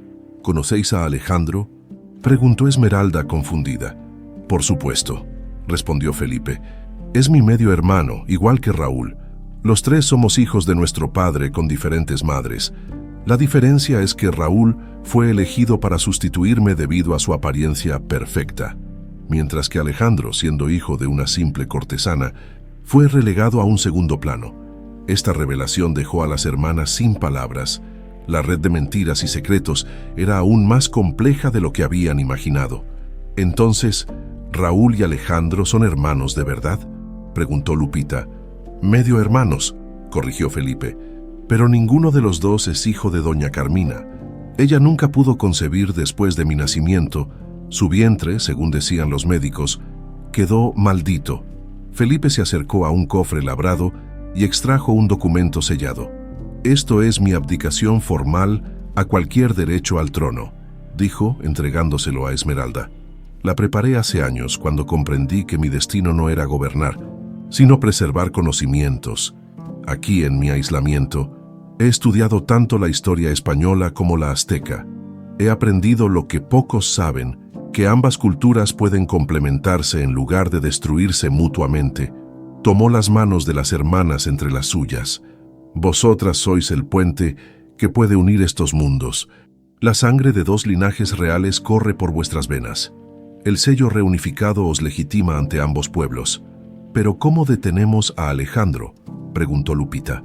Tiene aliados poderosos, incluso extranjeros. Felipe sonrió misteriosamente. No venís solo con el sello, sino también con una profecía que muchos nativos conocen y esperan ver cumplida. 2 águilas, una clara y una oscura, volarán juntas sobre estas tierras. Se dirigió a un armario tallado en la pared y extrajo 2 trajes ceremoniales. Uno predominantemente azteca, pero con elementos españoles, otro principalmente español, pero con detalles indígenas. Estos pertenecieron a vuestra madre, explicó. Los preservé para este momento. Cuando aparezcáis en la ceremonia con estos atuendos, portando el sello reunificado y revelando vuestra verdadera identidad, muchos que ahora dudan se pondrán de vuestro lado. Inés, que había permanecido en silencio, añadió. Los nativos están cansados de la opresión española, pero temen una revolución sangrienta, y muchos españoles nacidos aquí ya no se sienten vinculados a Madrid. Buscáis un punto medio, representáis la unión de dos mundos. Eso os dará más fuerza que cualquier ejército. Las hermanas contemplaron los trajes ceremoniales, asimilando el peso de lo que se les pedía. Ya no se trataba solo de desmantelar la conspiración de Alejandro, sino de transformar por completo el orden establecido. «Hay algo más que debéis saber», dijo Felipe después de un momento. «Raúl no es tan ajeno a todo esto como creéis. Nuestro padre le confió parte de la verdad antes de morir. Le pidió que protegiera a las hijas de Xochitl cuando regresaran y que ayudara a establecer un nuevo orden cuando llegara el momento. ¿Raúl lo sabía?», preguntó Lupita desconcertada. «¿Sabía quiénes éramos?». «No con certeza», respondió Felipe, «pero sospechaba, por eso se sintió atraído por ti, Lupita». Algo en su interior reconocía la conexión con el pasado, con la verdad que le fue parcialmente revelada. Mientras el reloj de la hacienda daba las 12 campanadas de la medianoche, las hermanas tomaron una decisión. Regresarían al palacio no solo con las pruebas de su linaje y la abdicación de Felipe, sino con un plan para cambiar para siempre el destino de Nueva España. El camino sería peligroso, y Alejandro haría todo lo posible por detenerlas, pero ahora tenían algo que antes les faltaba: la certeza de su propósito, la fuerza de su unión y la legitimidad que ni siquiera el más poderoso de los conspiradores podría negar. El día de la conmemoración del aniversario provincial amaneció con un cielo despejado y un sol radiante que parecía presagiar grandes acontecimientos. El palacio provincial bullía de actividad, sirvientes corriendo de un lado a otro con bandejas de plata, guardias con uniformes de gala tomando posiciones, nobles y funcionarios llegando en lujosos carruajes. En sus aposentos privados, Raúl terminaba de vestirse con ayuda de su asistente personal. Su rostro, aunque aún marcado por la enfermedad, mostraba una determinación feroz. El antídoto había detenido el avance del veneno, pero la recuperación sería lenta. «¿Alguna noticia de la princesa?», preguntó, ajustándose la casaca bordada con hilos de oro. «Regresó al amanecer, excelencia», respondió el asistente, junto con su doncella y la otra dama. Raúl asintió. No era seguro mencionar a Lupita por su nombre, ni la expedición a la casa de los cipreses. Las paredes tenían oídos, especialmente ese día. ¿Y don Alejandro? ¿Dónde está?» «Recibiendo a los embajadores extranjeros en el salón este, señor. Parece muy confiado, como un depredador antes del ataque», pensó Raúl. Alejandro debía estar seguro de que su plan funcionaría. Después de todo, tenía documentos falsificados, médicos sobornados y probablemente guardias leales en posiciones clave. Lo que no tenía eran las pruebas que las hermanas habían conseguido, ni la legitimidad que el sello reunificado les confería. En otro sector del palacio, Esmeralda y Lupita se preparaban para la ceremonia. Las puertas estaban cerradas con llave, y solo Soledad y 2 doncellas de confianza las ayudaban. Sobre la cama yacían los trajes ceremoniales que Felipe les había entregado, magníficas prendas que combinaban la elegancia europea con la majestuosidad azteca. «¿Estás segura de esto?», preguntó Lupita, mientras Soledad ajustaba su vestido. «Una vez que nos presentemos así, no habrá vuelta atrás, Esmeralda», contemplándose en el espejo con el atuendo que una vez perteneció a su madre, asintió gravemente. «Es la única manera. Si permitimos que Alejandro tome el poder, venderá Nueva España a los ingleses y sumirá a la provincia en el caos». Lupita tocó inconscientemente su vientre, donde crecía el hijo de Raúl. «Por nuestro pueblo, entonces», dijo. «Por ambos pueblos». El sello de jade reunificado descansaba sobre un cojín de terciopelo rojo.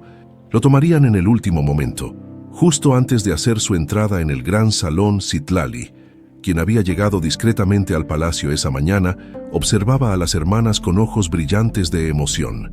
«Vuestra madre estaría orgullosa», dijo la anciana partera. «Habéis superado todas las barreras que separaban vuestros destinos. ¿Los nativos responderán a nuestro llamado?», preguntó Esmeralda. Citlali sonrió enigmáticamente. «Cuando vean el sello reunificado y a las hijas gemelas de Xochitl, muchos recordarán la antigua profecía.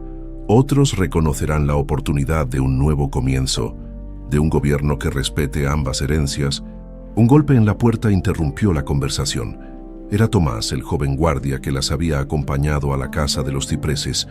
Don Alejandro ha apostado hombres armados en todas las entradas del gran salón, informó en voz baja, y los médicos reales están preparados para declarar al príncipe incapacitado en cualquier momento. Esmeralda intercambió una mirada con su hermana. ¿Y nuestros aliados? En posición, mi señora. El capitán de la Guardia Real sigue siendo leal al príncipe. Sus hombres están preparados para intervenir, pero necesitan una señal clara. La tendrán, aseguró Esmeralda, cuando mostremos el sello y revelemos la verdad. Que el capitán observe a los nobles nativos. Si ellos se ponen de nuestro lado, sabrá que es el momento de actuar. Tomás asintió y se retiró rápidamente. Las campanas del palacio comenzaron a repicar, anunciando que la ceremonia estaba a punto de comenzar. El gran salón del Palacio Provincial era una obra maestra arquitectónica. Columnas de mármol sostenían un techo abovedado, decorado con frescos que representaban la conquista española y la fundación de la provincia. Enormes candelabros de cristal iluminaban el recinto, donde se habían reunido todos los personajes importantes, nobles españoles, caciques nativos que habían aceptado la autoridad colonial, embajadores extranjeros, altos funcionarios y clérigos. En el extremo del salón, sobre una plataforma elevada, se encontraba el trono provincial. A su lado, una mesa donde descansaban los documentos oficiales que se firmarían durante la ceremonia. Raúl hizo su entrada acompañado por guardias con uniformes de gala. Aunque caminaba erguido y con dignidad, los más observadores podían notar su palidez y la tensión en su rostro mientras subía los escalones hacia el trono. Don Alejandro, elegantemente vestido de negro y plata, lo seguía de cerca, con una expresión de fingida preocupación que apenas ocultaba su anticipación. Todo estaba dispuesto. Los médicos reales a un lado del salón, los documentos falsificados en la mesa, los guardias leales a él estratégicamente ubicados. «Hermano», dijo en voz baja mientras Raúl tomaba asiento, «pareces exhausto. Quizás deberías permitir que los médicos te examinen antes de continuar». «Estoy perfectamente capaz de presidir esta ceremonia», respondió Raúl con frialdad. «Pero gracias por tu preocupación».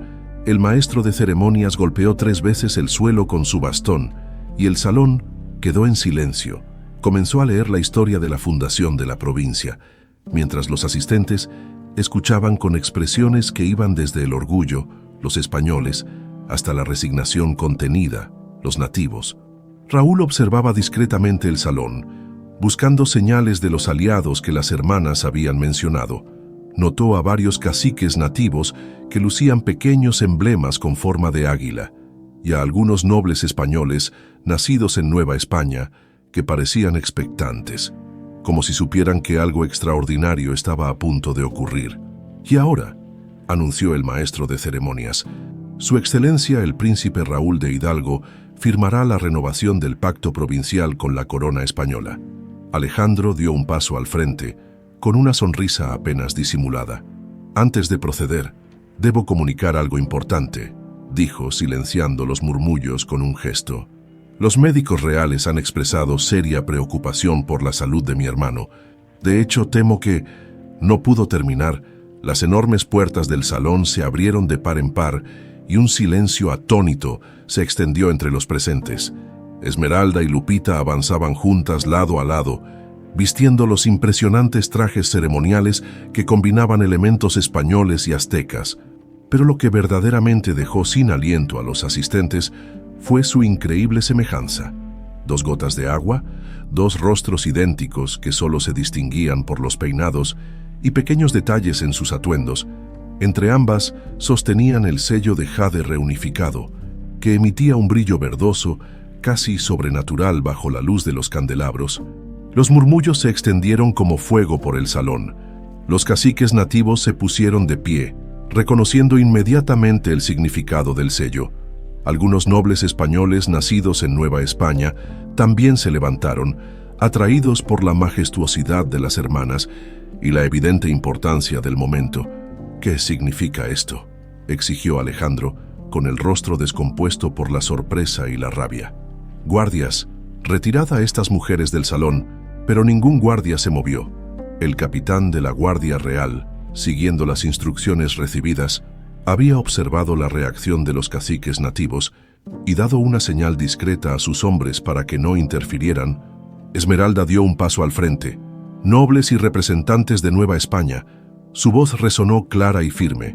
Hemos venido a revelar verdades que han permanecido ocultas durante demasiado tiempo, verdades sobre traiciones, usurpaciones y esperanzas para un futuro diferente. Lupita continuó, su voz mezclándose armónicamente con la de su hermana. Somos las hijas gemelas del rey Felipe y la princesa Xochitl, última descendiente de la línea real azteca. Fuimos separadas al nacer por una conspiración, una marcada para morir. Señaló su rostro, donde las cicatrices ya casi habían desaparecido. La otra enviada a España con una falsa identidad. Alejandro, recuperándose de la sorpresa inicial, intentó tomar el control de la situación. ¡Mentiras!, gritó. Estas mujeres son impostoras.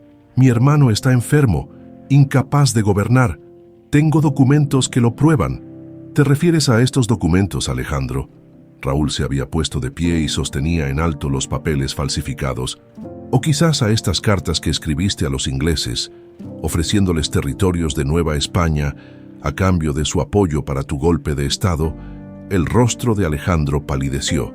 No esperaba que sus planes hubieran sido descubiertos. Y en cuanto a quién está enfermo, continuó Raúl, quizás deberíamos preguntar por qué mi salud comenzó a deteriorarse precisamente cuando empezaste a ofrecerme personalmente mi copa de vino cada noche. Los murmullos se convirtieron en exclamaciones de asombro e indignación. Varios nobles españoles se apartaron de Alejandro, distanciándose de la traición que ahora quedaba expuesta. Viendo que perdía el control de la situación, Alejandro recurrió a su último recurso. Sacó una daga de entre sus ropas y se abalanzó hacia las hermanas. «Si no puedo gobernar Nueva España, nadie unirá los dos mundos», gritó, apuntando al sello reunificado que representaba esa unión. Todo ocurrió en cuestión de segundos. Raúl, reuniendo sus últimas fuerzas, se interpuso entre el atacante y las hermanas. Alejandro, cegado por la rabia, hundió la daga en el costado de quien creía su hermano. Un grito colectivo de horror recorrió el salón. Guardias leales a Raúl rodearon inmediatamente a Alejandro, desarmándolo y sujetándolo.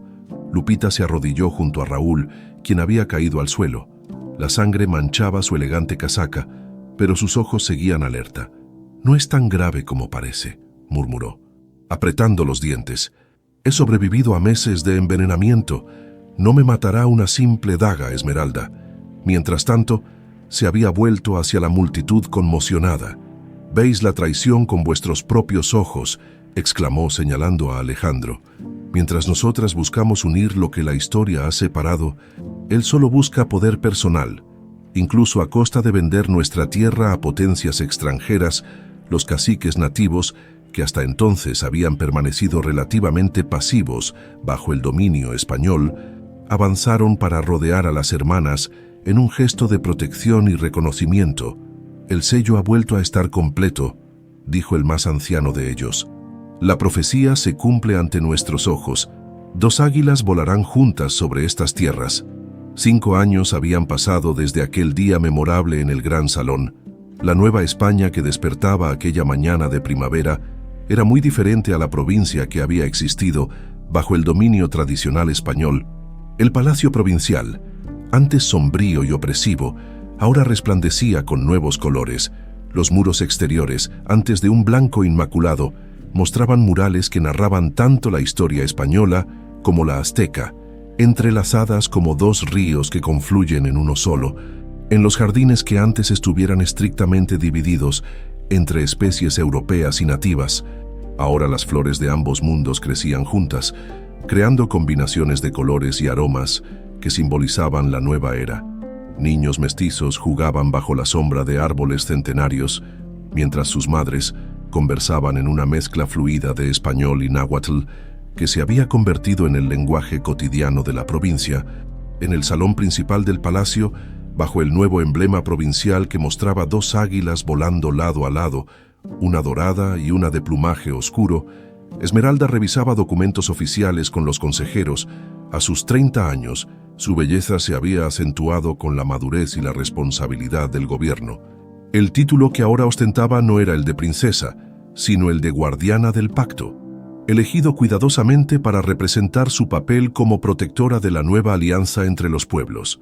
Los informes de las provincias del sur son prometedores, comentaba uno de los consejeros, un hombre mestizo que jamás hubiera soñado con ocupar tal posición en el antiguo régimen. Las nuevas escuelas donde se enseñan ambas lenguas están funcionando bien. La alfabetización ha aumentado un 20% en solo 2 años. Esmeralda asintió con satisfacción. La educación había sido una de sus prioridades desde el inicio de su gobierno, compartido con Lupita. Creían firmemente que solo a través del conocimiento mutuo podrían construirse puentes duraderos entre las culturas. ¿Y las noticias de Madrid?, preguntó refiriéndose al asunto que más preocupación causaba últimamente. El consejero diplomático, un español criollo con décadas de experiencia en la corte, suspiró antes de responder. La corona sigue, adaptándose a nuestra nueva forma de gobierno. El embajador informa que el rey ha recibido con interés nuestras últimas propuestas comerciales, pero sigue reticente a reconocer oficialmente la autonomía que hemos implementado. Era de esperarse, comentó Esmeralda. 200 años de dominio colonial no se transforman de la noche a la mañana. Lo importante es que no hayan enviado tropas para restaurar el orden, como temíamos al principio. Para eso tenemos que agradecer a vuestro esposo, respondió el diplomático con una sonrisa. Su trabajo en Madrid ha sido invaluable para presentar nuestros cambios como una evolución natural, no como una ruptura. Esmeralda sonrió al pensar en Miguel, el diplomático mestizo con quien se había casado 3 años atrás. Su unión no solo había sido por amor, sino también un símbolo político. Él representaba la nueva clase de funcionarios que entendían tanto el mundo europeo como el americano y se movían con soltura entre ambos. La reunión continuó, abordando temas que iban desde el comercio hasta la reforma agraria que habían implementado, devolviendo tierras a comunidades nativas mientras aseguraban compensaciones justas para los colonos españoles. Mientras tanto, en otra ala del palacio, Lupita caminaba por los jardines acompañada de su hija Luna, una niña de 4 años cuyos rasgos mezclaban armónicamente las características indígenas y europeas. La pequeña corría entre las flores, persiguiendo mariposas con la despreocupación propia de su edad. «Mira, mamá», exclamó, señalando una mariposa monarca que descansaba sobre una flor de cempasúchil. «Sus colores son como los del escudo». Lupita sonrió. Incluso los niños más pequeños reconocían ya los símbolos de la nueva era. El naranja y negro de la mariposa monarca, incorporados al escudo provincial, junto con los colores tradicionales españoles. «Es hermosa, mi amor», respondió, ajustando el rebozo bordado que cubría sus hombros a pesar del día cálido. A diferencia de Esmeralda, Lupita mantenía ciertas tradiciones indígenas en su vestimenta diaria, como un recordatorio visible de sus raíces. Desde una terraza cercana, Raúl observaba a su esposa e hija con expresión serena. Los años y el veneno habían dejado huella en su cuerpo. Caminaba apoyado en un bastón y su cabello, antes negro, mostraba abundantes canas a pesar de contar apenas 40 años. Pero sus ojos brillaban con una satisfacción profunda al contemplar lo que habían construido. Después de la confrontación con Alejandro, Raúl había renunciado voluntariamente a su título principesco. «No soy hijo del rey ni tengo derecho al trono», había declarado ante el Consejo Provincial, «pero estoy dispuesto a servir a Nueva España de otras maneras». Y así lo había hecho. Como custodio de la justicia, había implementado un nuevo sistema legal que combinaba aspectos del derecho español con principios de justicia indígena. Su conocimiento de la administración europea, unido al respeto creciente que sentía por la sabiduría nativa, lo convertían en un puente perfecto entre ambos mundos. «Buenos días, esposo mío». Lupita se había acercado mientras él estaba sumido en sus pensamientos. «¿Soñando despierto otra vez?» «Recordando», corrigió él con una sonrisa tomando su mano. A veces necesito pellizcarme para creer que todo esto es real, que sobrevivimos a tantas intrigas y peligros. Luna llegó corriendo y se abalanzó sobre su padre, quien la alzó en brazos con un esfuerzo que disimuló hábilmente. «Papá, ¿hoy me llevarás a ver los barcos?» «Por supuesto, pequeña». Después de la ceremonia a la que se refería era la conmemoración del 5º aniversario del Pacto de las Dos Águilas, como se conocía ahora al acuerdo que había transformado Nueva España. Ciudadanos de todas las clases y orígenes se reunirían en la plaza principal para celebrar los logros de estos años y renovar su compromiso con la visión de un futuro compartido. Horas más tarde, mientras la plaza se llenaba de gente, una figura solitaria observaba desde una ventana alta del palacio. Citlali, ahora una anciana cuyo rostro parecía contar la historia de varias vidas, sonreía con satisfacción. Había cumplido su promesa a la princesa Xochitl, proteger a sus hijas y ayudarlas a reunirse para reclamar su doble herencia. A su lado, Felipe, el verdadero hijo del rey que había abandonado su reclusión para convertirse en consejero histórico y religioso de las corregentes, contemplaba también la multitud. «Mi padre estaría orgulloso», comentó, aunque nunca imaginó que su sueño de unir los dos mundos tomaría esta forma. «Las estrellas siempre lo supieron», respondió Citlali. «Por eso dispusieron que las niñas nacieran bajo el signo de las dos águilas. El destino a veces toma caminos tortuosos, pero siempre encuentra su curso». En la plaza, Esmeralda y Lupita aparecieron juntas en el balcón principal. La muchedumbre estalló en vítores. Ambas vestían versiones ceremoniales de sus trajes habituales. Esmeralda con elementos predominantemente españoles, pero con toques indígenas. Lupita con un atuendo tradicional azteca, adaptado al protocolo europeo. Entre ambas sostenían el sello de jade reunificado, que brillaba bajo el sol de mediodía. Entonces, aquel símbolo, que una vez había sido dividido para separar dos destinos, ahora representaba la unión de dos pueblos, dos culturas, dos visiones del mundo que aprendían a convivir y enriquecerse mutuamente. «Pueblo de Nueva España», comenzó Esmeralda, su voz clara y firme. «Hace 5 años nos reunimos para forjar un nuevo camino. Un camino que honra tanto nuestras raíces europeas como indígenas», continuó Lupita, en esa forma de discurso compartido que habían desarrollado y que simbolizaba su gobierno conjunto. Un camino de respeto mutuo y aprendizaje. Mientras las hermanas hablaban, Raúl se unió a ellas en el balcón, llevando a Luna de la mano. La niña saludaba tímidamente a la multitud, provocando sonrisas y exclamaciones de ternura. Era el símbolo más puro de la nueva era, la siguiente generación que crecería sin las divisiones y prejuicios del pasado. A un lado de la plaza, cerca de la nueva universidad donde se enseñaban tanto ciencias europeas como conocimientos ancestrales indígenas, se alzaba una estatua recién inaugurada. Representaba a una mujer de rasgos mezclados, vestida mitad como princesa española, mitad como noble azteca. A sus pies, una placa conmemorativa recordaba a la princesa Xochitl, madre de las corregentes y símbolo del amor que podía existir entre dos mundos. Y así, mientras Nueva España celebraba 5 años de su transformación, dos águilas, una clara y una oscura, volaban literalmente sobre la plaza, como si el cielo mismo quisiera recordar la antigua profecía ahora cumplida.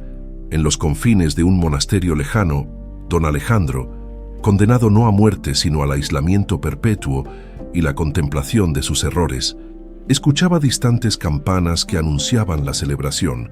Su ambición lo había consumido, pero ironía del destino, su fracaso había permitido el nacimiento de algo más grande y noble que lo que él jamás hubiera podido construir.